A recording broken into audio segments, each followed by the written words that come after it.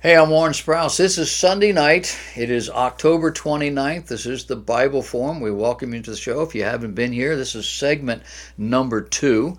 We're going to be talking about a number of incidental topics before we get into the main subjects of the evening. But I wanted to share with you a book that a listener to the show has written. I bought my copy. It's called Isaiah 53. The Centrality of the Lamb. Now, this is not a very big book. This book has 37 pages, but it reads like a book with 150 pages because the subject matter is intense. The subject matter is thorough. If you are wondering at all about Isaiah 53, if you want to know how to witness to Jews, if you want to understand a little bit more about this thing called salvation and how it works and what God is about, this is something you ought to consider. You can go to Amazon.com. You can look it up, Isaiah 53, the centrality of the Lamb, or you can look up the author. His name is Vincent Morgan. He's a missionary to Jews in New York City. He's a California boy, married a Texas girl. He's about my age, so he's old. He's been doing this for a while. And if you've had any contact with Jewish Christian missionaries to Jews, they push heavily on Isaiah 53 because Jews by and large know nothing about that chapter. It makes you wonder why, doesn't it?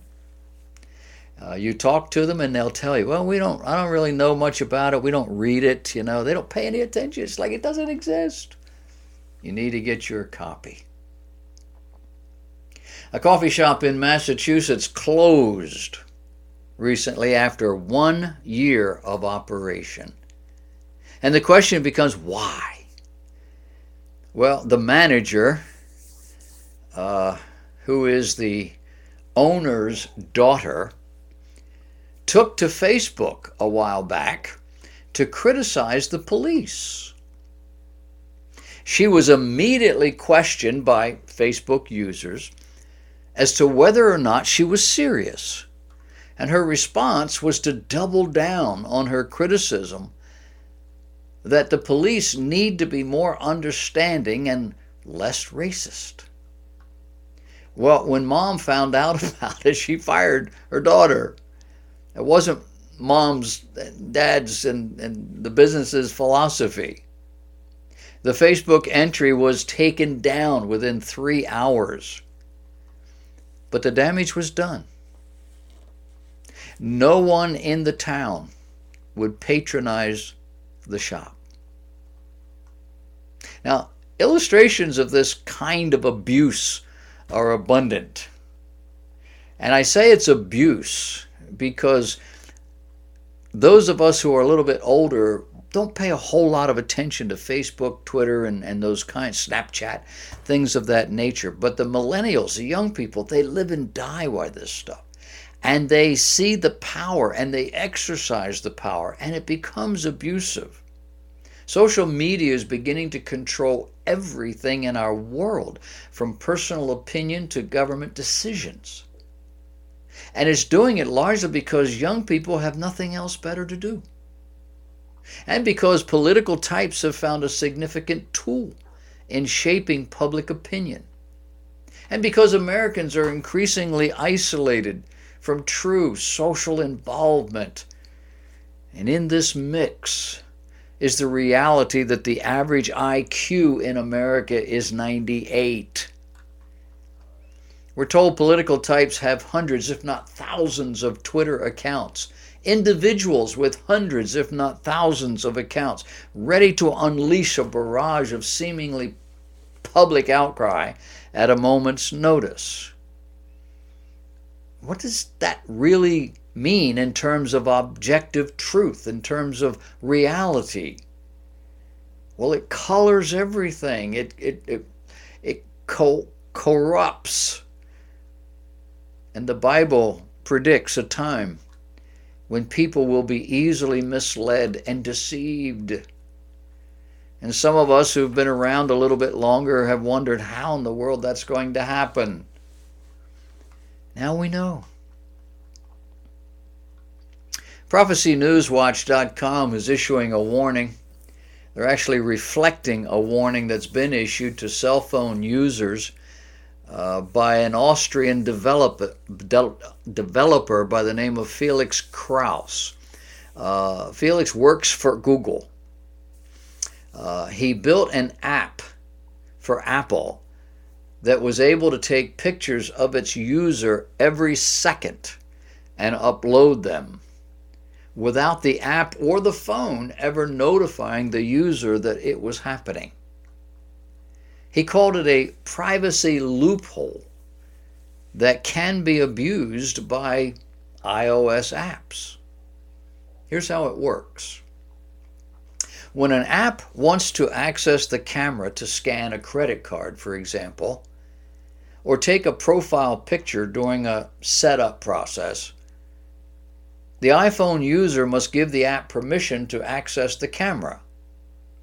Now, I'm assuming this becomes very important with the new Apple 10, is it coming out, when they ever fix it and get it to work? Because it turns on, it becomes active when it sees your face, which means you have to have taken that picture.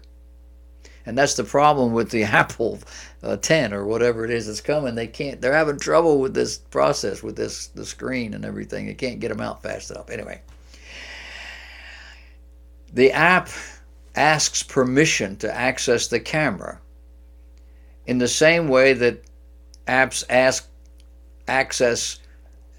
to access the camera roll, location, and contact information when they want to send notifications. And once you allow this, you have to be consistent. You have to turn off that permission. You have to go to the settings menu and say stop. And most people don't do that. They probably don't even know it. So Apple's now been urged to change the way the iPhone apps are granted access to the phone's camera, because the developer has boldly demonstrated how this app can secretly record photos and videos without the user knowing it. He said that once an app has been granted initial access, it just goes and takes pictures whenever it's opened up. Unlike on Mac computers, which have a small green light next to the camera when it's being used, there's no indication that an app is recording videos or taking photos or when it sends them anywhere. The system works the same way with Android phones, but Kraus's apps were made specifically for iPhone. Google has recently deleted several apps that surreptitiously recorded users and masqueraded as legitimate apps. And we applaud them for their sense of responsibility. But the fact that they expose this possibility just blows the mind. What else can they do? What else will be coming down the pike? And will we know? So keep giving your 8, 9, 10-year-old kids phones. It's okay. Can't hurt anything. Speaking of children, do your children use Snapchat? I don't even know what Snapchat is. Snapchat should terrify you as a parent. Not because the kids can exchange these rapidly vanishing photos that seem a little too well suited for sexting, but for a number of other reasons as well. Have you seen the news that Snapchat posts on its Discover page every day? Some of those Snapchat entries are entitled things like, "Please don't put this down there." Is this the most dangerous way to vape? Vape, you know what vape is, right? I had to look it up. It's a way to do drugs using a vaporizer. Also, it has entries like, "These are the sexiest movies of all time," or "How to treat cam girls according to cam girls." According to a common sense media study CNN reported on last week, 42% of young kids have their own cell phones, and they spend almost 50 minutes a day looking at them. By entering a birth date earlier than 2004, anyone over the age of 13 can download Snapchat, and they do. 23% of Snapchat users are aged 13 to 18, according to a recent survey published by Media Kicks. And that's if they're telling the truth about their age. Missouri made news this week in a very positive way, much to the consternation of liberals, progressives, and all sorts of people who hate children. Missouri has passed a law that says there must now be a 72-hour waiting period between the time a woman requests an abortion and the time she can actually have the procedure. The abortion provider is required to educate said woman seeking an abortion on the pros and cons. It's also meant to be a time in which the woman can ask any questions about the abortion procedure or its side effects or anything. The article said the physician who performs an abortion must be the same physician that meets with the woman and talks about all the issues regarding abortion with her 72 hours prior to having that abortion. The new law mandates stricter standards of inspection of abortion clinics by the Department of Health and mandatory reporting of all complications from abortion procedures. As you might imagine, Planned Parenthood is up in arms. They have fought against this law with everything they've got. And they do that because they believe a woman has the right of choice, even if the woman doesn't really know what's going on, even if the abortion provider is being enriched from her misery, even if she's merely a pawn in their effort to minimize minority children, and even if she is at risk from the abortion provider. Hooray for Missouri, may their tribe increase. Did you know that the universe is not supposed to be here? I ran into this article early this week. I've forgotten how long ago it was. It was probably Sunday, Monday, Tuesday, something like that. But I noticed that Saturday this news hit the TV and publications and whatever. A few weeks ago, I mentioned to you about this collider doodad in Switzerland underground and called CERN. We're going to talk a little bit about it later in another sense. But it's called the Large Hadron Collider. It's the largest particle physics lab in the world. And various versions of the collider have been down there for more than 60 years, and it's now the largest particle physics lab in the world. They're trying to unlock the mysteries of matter and time. Now, despite the $1.24 billion annual budget for 2017, the physicists at CERN are being forced to admit failure in their latest effort to explain why any of us are here. In fact, why there's even a here at all. One physicist at CERN, a fellow by the name of Christian Smora, said based on their findings, quote, the universe should not actually exist, end of quote. Now, this whole thing has to do with the why of what they assume was the Big Bang. Why was the matter created by that Big Bang not annihilated immediately by the equal amount of resulting antimatter? Scientifically, it should have. They're calling our existence an elusive asymmetry, something foreign to nature. And then there's the issue of magnetic moment, the magnetic moment of antiprotons. I don't know what this stuff is. Any container made of matter will cause antiprotons to self-annihilate on contact. Now, they solved that problem by keeping the protons in an antimatter chamber. And they were able to do that for over 400 days so that they could study them. But even with all of this success that they've had, they still maintain that the laws of physics dictate that the universe should not, cannot exist. And then, in June 2016, as a new experiment called AWAKE was getting underway at CERN Super Collider, outside the collider, high up in the sky, photographers captured an ominous image of dark, swirling clouds and lightning above the facility. Lightning and clouds that did not appear to be associated with a natural meteorological event, but rather with what they were doing, 700 feet underground. A report featuring the images asked, what portal did CERN open now? I put a picture of it on my website in the front page on the thing that has the pictures, and it rotates through.